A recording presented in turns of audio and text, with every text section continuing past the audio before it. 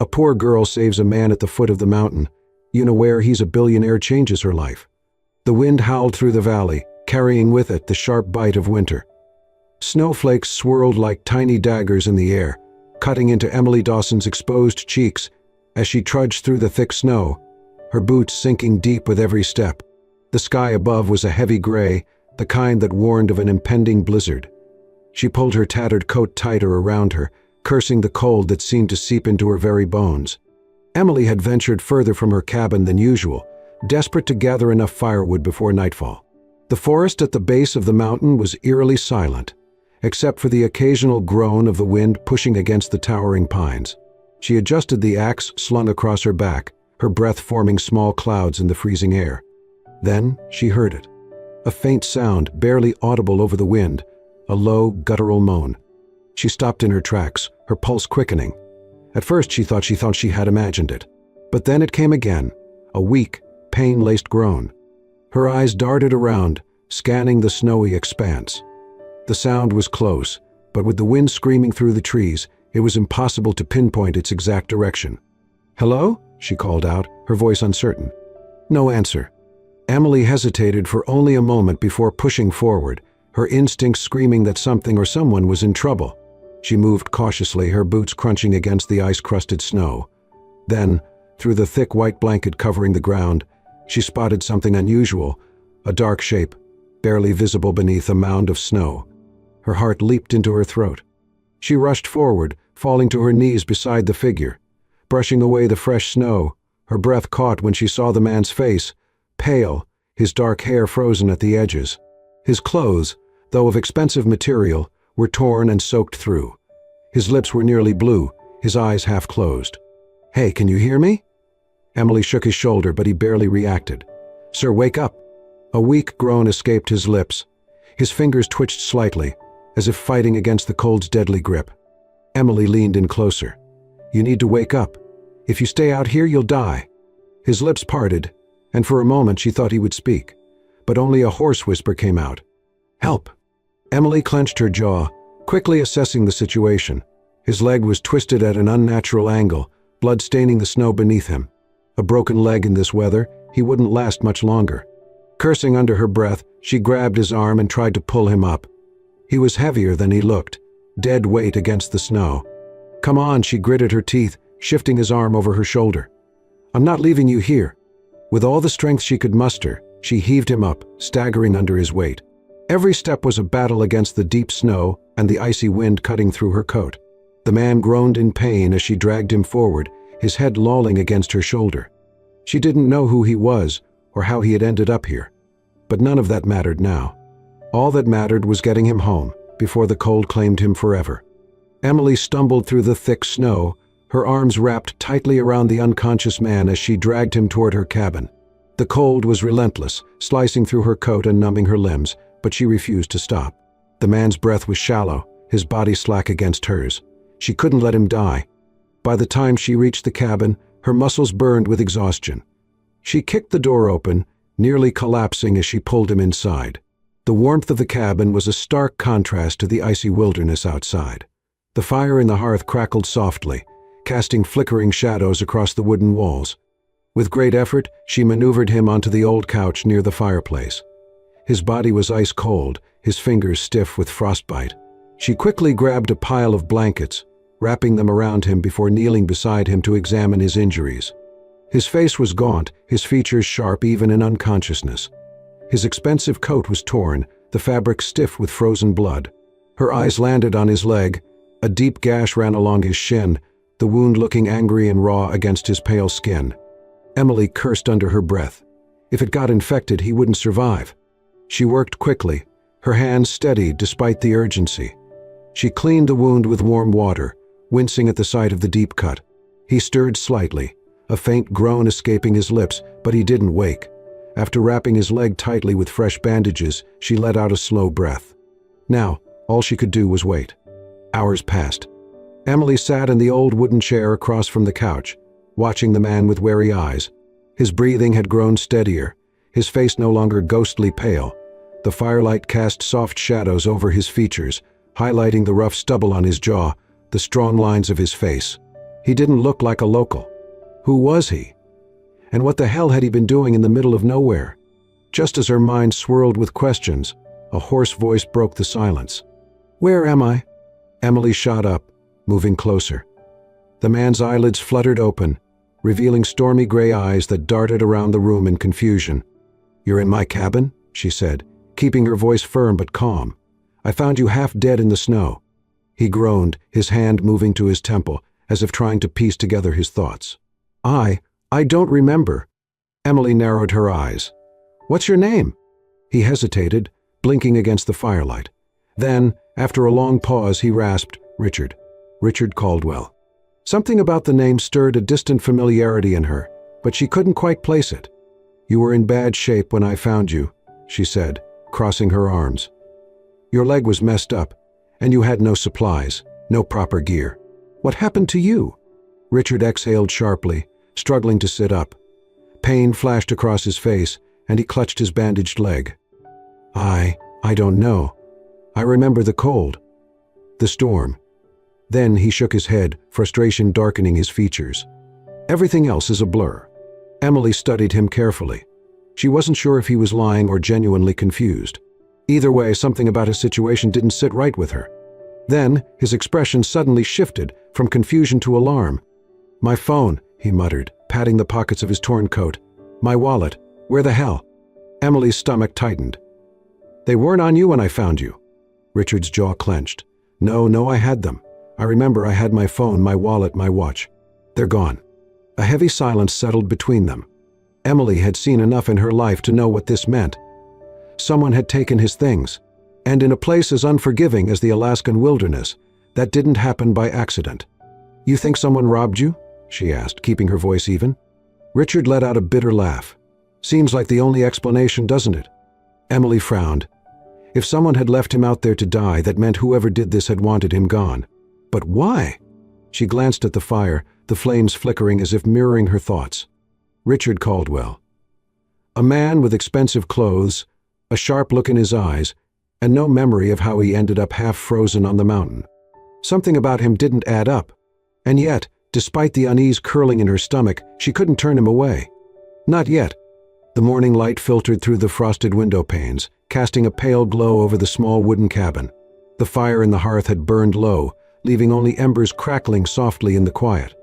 Emily moved about the cabin with practiced efficiency, layering more wood into the stove and setting a kettle over the flames. The air smelled of pine and the faint scent of smoked meat, a humble but familiar aroma in this house. Behind her, the sound of rustling blankets made her turn. Richard was stirring, his movements slow and stiff, wincing as he adjusted his injured leg. His face still bore the pale exhaustion of someone recovering from near death, but his sharp gray eyes flicked toward her, more alert than the night before. "You're awake," she said, setting down the tin cup she had been holding. He gave a small nod, running a hand over his face, as if trying to wipe away the remnants of whatever nightmare had followed him into sleep. "Yeah. Guess I owe you a thank you for not leaving me out there." Emily scoffed, pouring hot water into the tin cup and walking over to him. "You'd be frozen solid if I had." She handed him the cup. "Drink. It'll help warm you up." Richard took it hesitantly, eyeing the steaming liquid. "What is it?" "Pine needle tea." She smirked at his doubtful expression. "You don't have much choice, city boy.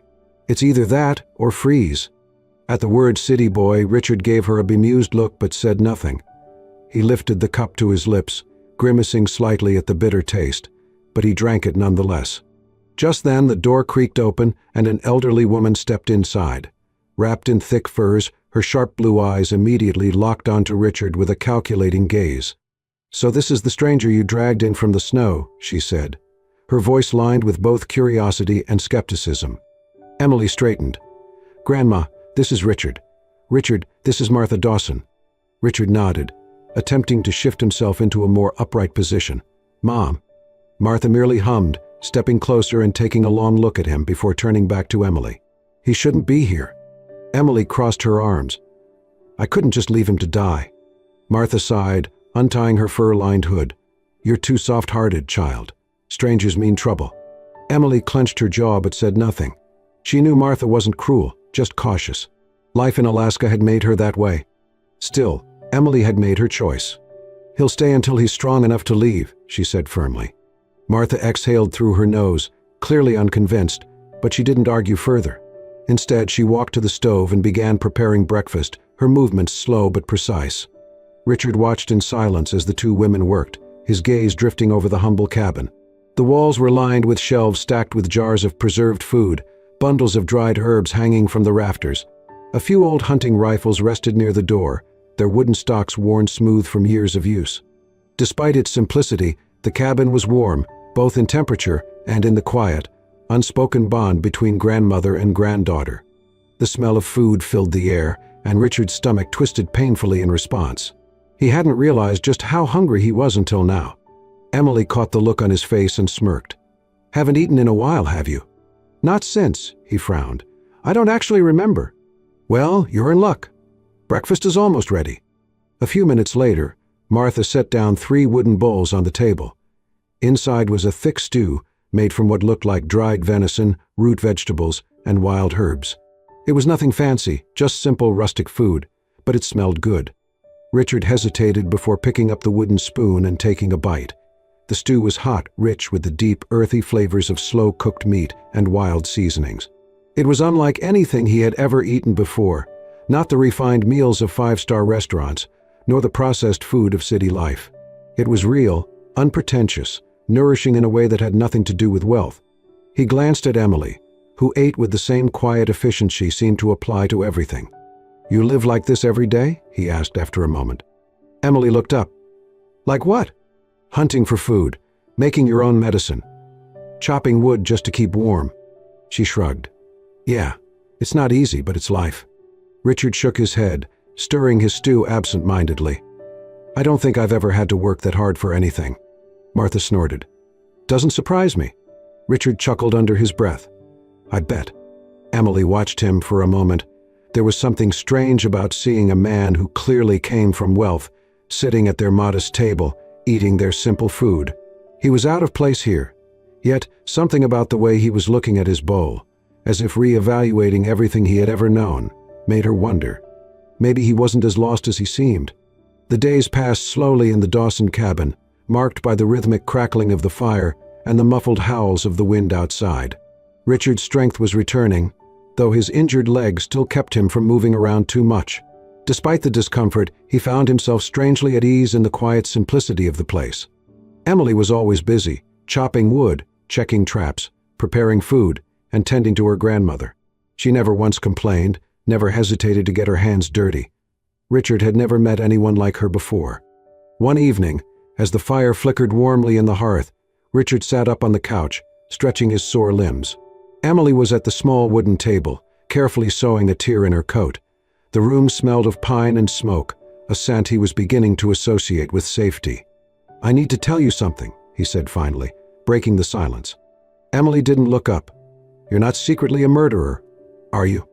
Richard let out a small chuckle. "No, but I am rich." That made her glance up, one eyebrow raised. He exhaled, running a hand through his dark hair. "My full name is Richard Caldwell.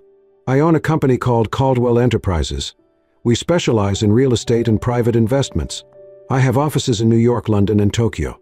Emily blinked. "Okay." Richard waited for more. A reaction. Shock, curiosity, something. But she just shrugged and went back to sewing. "That's it?" he asked, incredulous.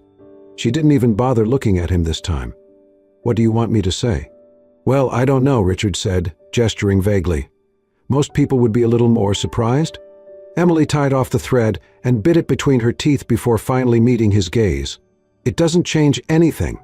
Richard stared at her, genuinely baffled. "You're telling me you don't care at all?" She sighed and leaned back in her chair. "Look, Richard, maybe in your world money means everything. But here, it won't light a fire, it won't feed you, and it sure as hell won't save you when you're half dead in a snowstorm." Richard opened his mouth, but she wasn't finished. "Out there, you might be some big-shot millionaire," she said, gesturing vaguely toward the world beyond the cabin walls. "But here, you're just a guy who got lost in the snow." The words hit him harder than he expected.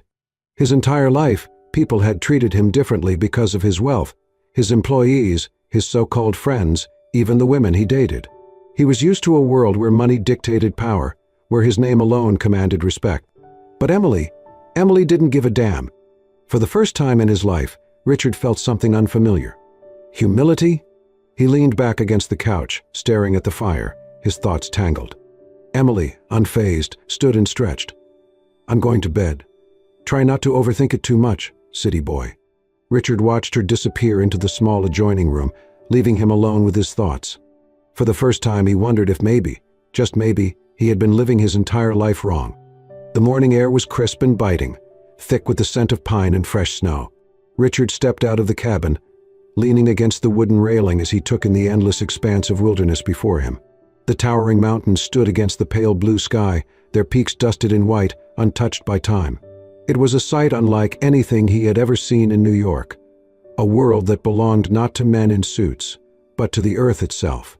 Emily emerged from the side of the cabin, an old axe slung over her shoulder. She glanced at him, then at the firewood pile near the door. "If you're going to stand there all day, at least make yourself useful," she said, tossing him a pair of gloves. Richard barely caught them before they hit his chest. "Chopping wood? Really?" Emily smirked. "Unless you'd rather freeze tonight." Richard sighed, pulling on the gloves. He had spent his life making billion-dollar deals, managing entire companies. He had never chopped a single piece of firewood. But as he followed Emily to the clearing behind the cabin, he realized something strange. For the first time, he wanted to try. At first, Richard was terrible. The axe was heavier than he expected, and every time he swung it down, the logs barely split. Emily watched, arms crossed, barely holding back a grin. "You don't have to hit it like it insulted your stock portfolio," she teased. Richard groaned, wiping sweat from his brow. "Maybe you should just do it." "Nope," she said, stepping closer. "Here, adjust your grip. Stand like this." She positioned his hands over the wooden handle, guiding him to shift his stance. Her fingers were calloused but warm, steadying his movements. Richard found himself momentarily distracted by the nearness of her, the way the sunlight caught the strands of her wind-tousled hair. "Now try again," she said. He swallowed hard and focused. This time, when he swung the axe, the log split cleanly in two. Emily grinned.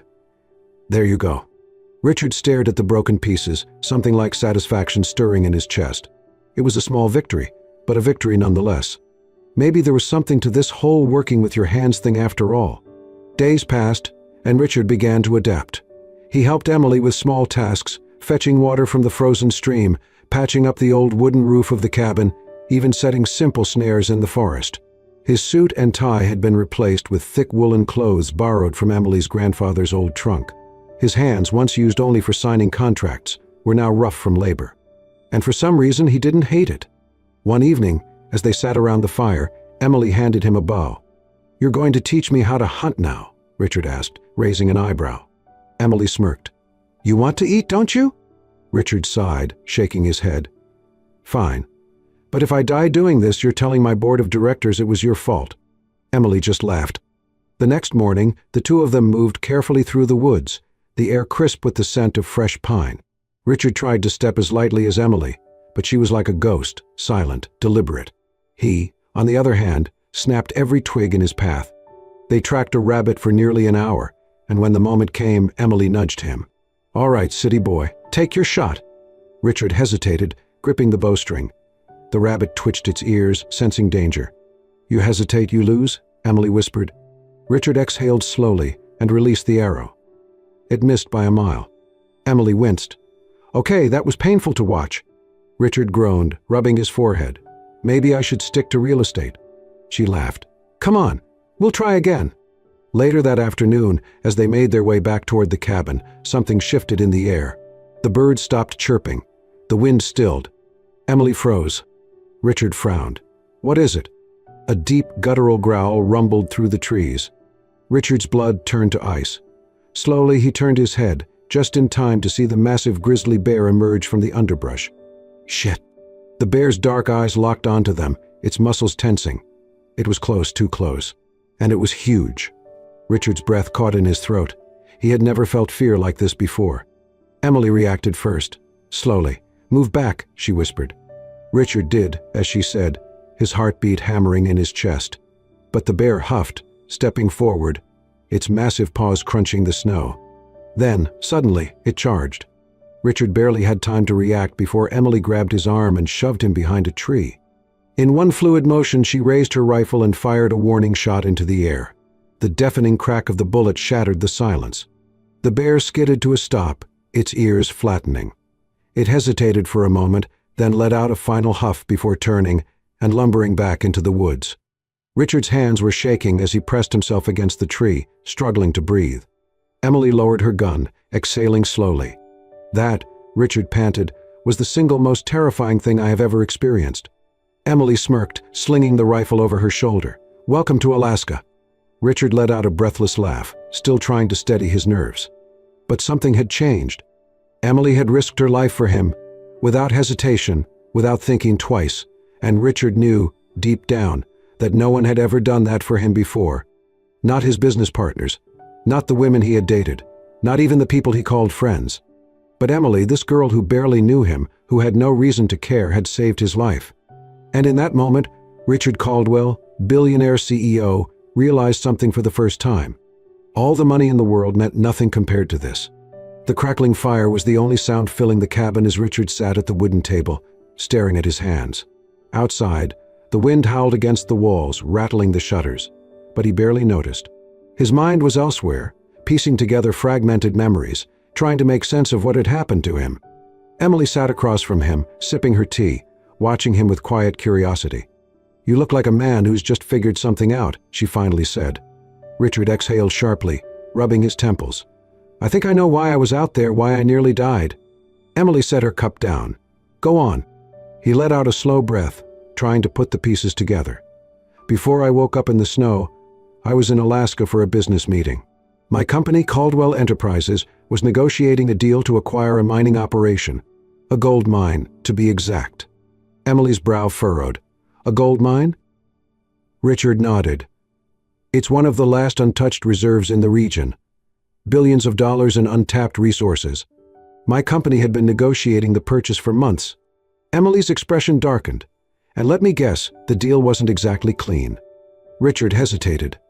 The truth was, he hadn't given much thought to the moral implications of his business deals before. He had people for that. But now, sitting in this cabin, seeing the world through Emily's eyes, things felt different. "The negotiations were intense," he admitted. "Not everyone wanted me to get control of the mine. There were other investors, competitors, people who stood to gain if I disappeared." Emily leaned forward. "You think someone tried to get rid of you?" Richard clenched his jaw. "Not just someone, I think it was my own assistant." The realization hit him like a punch to the gut. Jonathan Reed, his right-hand man, the person who handled his schedule, his travel, his security, the person he trusted most in his business, and the last person he had seen before waking up in the snow. The memory returned in flashes. The private meeting in a luxury lodge near Fairbanks. Jonathan standing by the fireplace, reviewing final documents. "Everything is set," Jonathan had said, pouring Richard a drink. "By this time tomorrow, the mine will be yours."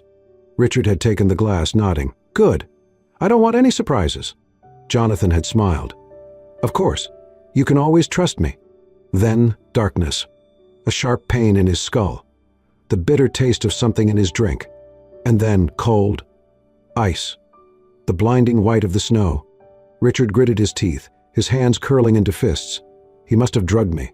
Left me out there, knowing I wouldn't survive. By the time they declared me missing, the deal would have already been signed, without me. Emily's expression hardened. "So he tried to kill you for money." Richard let out a bitter laugh. "That's the world I come from." Emily shook her head, disgust flashing in her green eyes. "Unbelievable. And to think you actually trusted this guy." Richard exhaled slowly. "Yeah, I did." He ran a hand through his hair, his jaw tightening. "I can't let him get away with this." Emily studied him for a long moment. "So, what are you going to do?" Richard looked up, his gray eyes dark with determination. "I have to go back." A silence fell between them. Emily leaned back in her chair, crossing her arms. "Right. Of course. Go back to your world of power and money." Richard frowned. "I don't have a choice.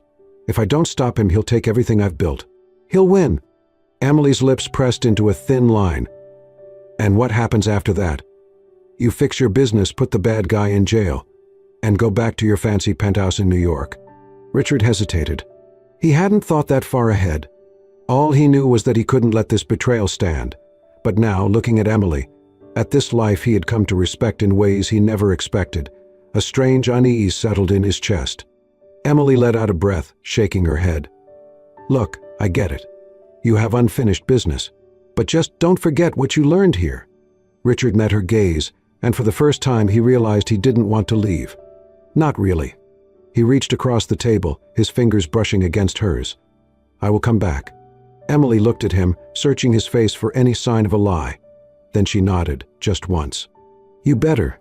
And for the first time in his life, Richard Caldwell knew he had something worth coming back for.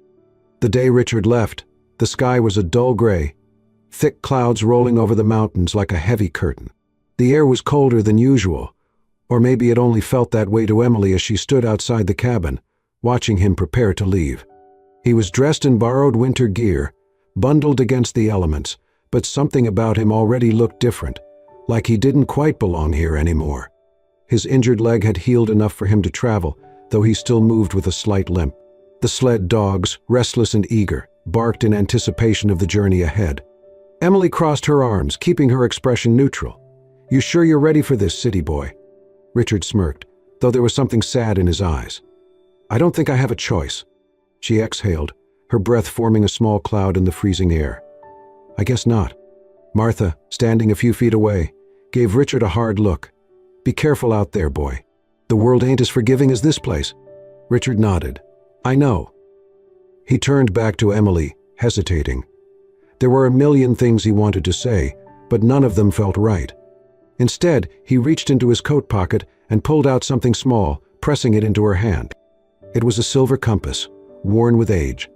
Emily frowned. "What's this?" "My grandfather's," Richard said. "He used to say it would always point him home." Emily looked up, meeting his gaze. "And where's home for you?" Richard hesitated. Then, softly, he said, "I don't know yet." Emily swallowed hard, curling her fingers around the compass. "You better figure it out." A long silence stretched between them. Then, finally, Richard took a step back and climbed onto the sled. With a sharp command to the dogs, they lurched forward, kicking up a flurry of snow. Emily stood there, unmoving, watching as he disappeared into the white horizon. And for the first time since she was a child, she felt something strange, something that scared her more than any storm. She missed him. The weeks passed slowly. Emily threw herself into work, hunting, chopping wood, fixing what needed fixing. She told herself she didn't care that Richard hadn't sent word. But every morning she found herself glancing toward the trail he had left on. And every night she found herself staring at the small silver compass, turning it over in her fingers as if it held some kind of answer. Martha noticed, of course.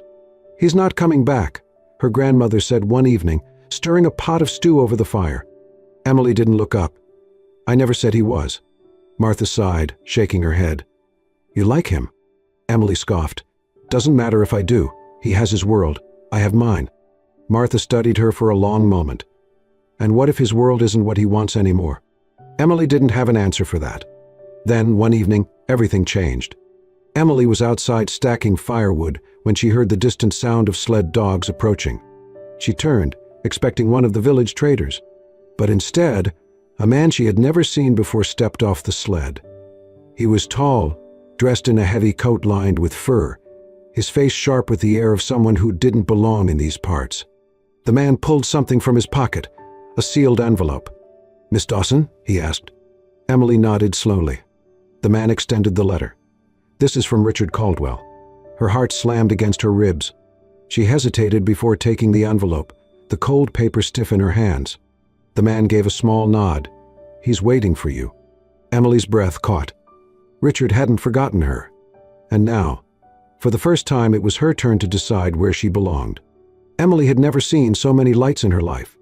New York City stretched out before her like a living, breathing entity, towering skyscrapers reaching toward the sky, endless streams of people moving like currents through the streets. The honking of horns, the flashing billboards, the sheer energy of the place, it was overwhelming. She tightened her grip on the small silver compass in her pocket, her only tether to the world she had left behind. The black car that had picked her up from the airport wove through the bustling streets until it pulled up in front of a grand hotel. The doorman opened her door, offering a polite nod, but Emily barely noticed. She was too busy staring up at the massive glass structure before her. Was this really where Richard lived? The elevator ride to the penthouse was silent, save for the quiet hum of the city below. And then the doors slid open. Richard was waiting. For a moment, neither of them spoke. He looked different, dressed in a tailored suit, clean-shaven, every bit the billionaire he had been before. But his eyes were different.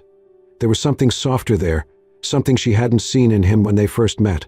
"Emily," he said, stepping forward. She swallowed hard, forcing herself to stay steady.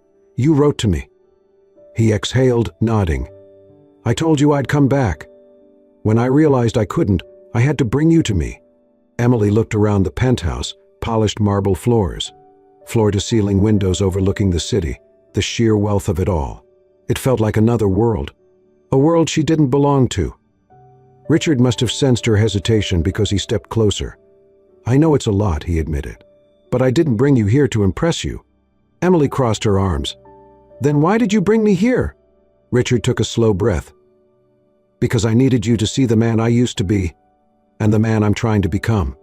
Over the next few days, Emily saw firsthand just how much Richard had changed. He had fired Jonathan Reed, pressed charges, and reclaimed control of his company. But more than that, he had started something new, a foundation.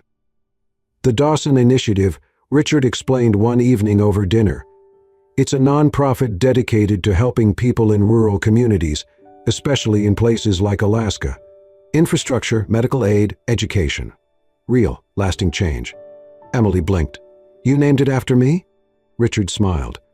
"I wouldn't be here without you." She stared at him, searching his face for any sign that this was just another business strategy. But all she saw was sincerity. Real, undeniable sincerity. One night, as they walked along the edge of Central Park, Richard finally said what she had been waiting for. "I love you, Emily." Her breath caught. Richard reached for her hands, his grip warm despite the chill in the air. "I don't care about anything else. Not the money, not the company. I just want you." Emily's heart pounded, but she didn't speak right away. Because part of her still didn't trust this world. She had seen men of power before, men who made promises but never truly understood what life outside of their bubble was like. And she wasn't willing to be another piece in someone else's collection. So instead, she said, "If you love me, Richard, then prove it." His brows furrowed. "How?" Emily held up the compass. "Find your way home." Weeks passed. Emily returned to Alaska, unsure if Richard would follow. But he did. Die. Not with private jets or expensive suits, but as a man who wanted to learn. He spent months in the village, working alongside her, understanding the land, the people, the struggles they faced every day. He chopped wood, carried water, even learned how to hunt, though he was still terrible at it. And in that time, Emily saw it. This wasn't just a game to him.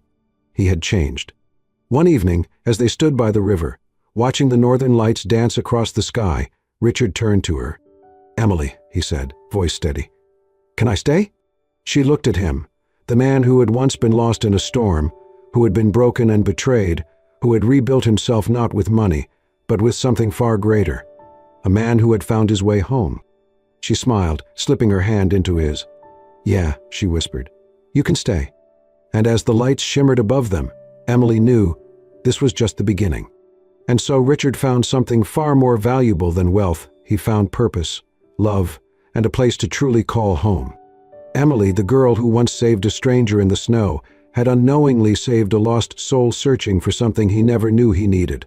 Together they built a life that bridged two worlds, one of untamed wilderness and one of towering skyscrapers. But in the end, it wasn't the wealth or the power that mattered. It was the simple moments, the quiet love, and the understanding that true riches come not from what we own, but from the people who stand beside us. If this story touched your heart, don't forget to like, share, and subscribe to Soul-Stirring Stories for more heartfelt tales that inspire and uplift.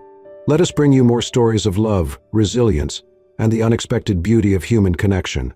Until next time, stay warm, stay hopeful, and always believe in the kindness of strangers.